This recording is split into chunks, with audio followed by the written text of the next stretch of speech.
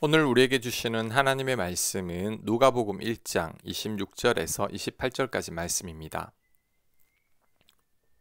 26절 여섯째 달에 천사 가브리엘이 하나님의 보내심을 받아 갈릴리 나사렛이란 동네에 가서 다윗의 자손 요셉이라는 사람과 약혼한 처녀에게 이르니 그 처녀 이름은 마리아라.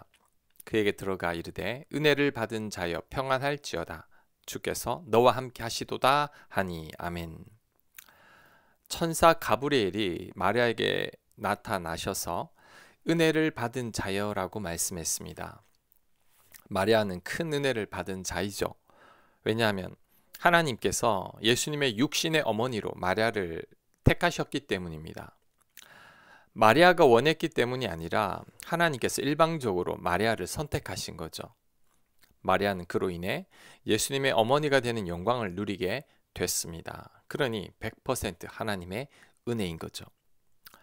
이 은혜가 우리에게도 흐르고 있습니다. 하나님께서 마리아를 선택하셨듯이 우리도 선택하셨습니다.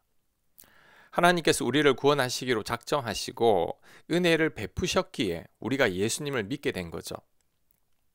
그러므로 우리가 예수님을 믿게 된 것이 나의 의로움이나 나의 바른 선택 때문이라고 생각하지 말아야 합니다. 이 또한 하나님의 은혜인 것은 예수님을 믿으려고 해도 안 믿어지는 자들이 많습니다.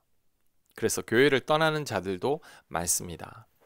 그러니 나를 위해 십자가에 달리신 예수님이 믿어지는 것이 하나님의 은혜인 거죠.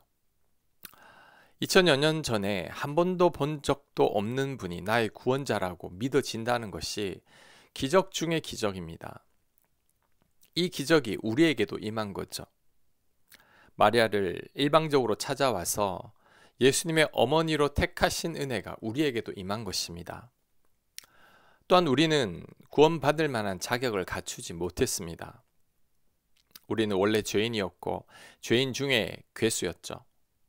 집 나간 탕자와 같은 자들입니다. 하지만 그럼에도 불구하고 하나님은 우리를 사랑하셔서 우리를 하나님의 자녀로 선택하신 거죠.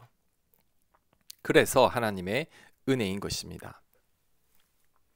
심지어 우리가 예수님을 믿는다고 하지만 여전히 죄 가운데 살고 있고 하나님의 뜻을 외면한 채 우리 뜻대로 살아가고 있죠. 우리는 날마다 하나님을 실망시키지만 하나님은 우리를 변함없이 사랑하시며 우리가 깨달을 때까지 잠잠히 기다려주고 계십니다. 우리를 향한 하나님의 사랑은 끝이 없으십니다. 우리가 예수님을 처음 믿을 때도 은혜이더니 지금도 여전히 하나님 은혜 가운데 살아가고 있죠. 그런데 문제는 세월이 흐르면서 우리가 하나님의 은혜를 잊는다는 것입니다.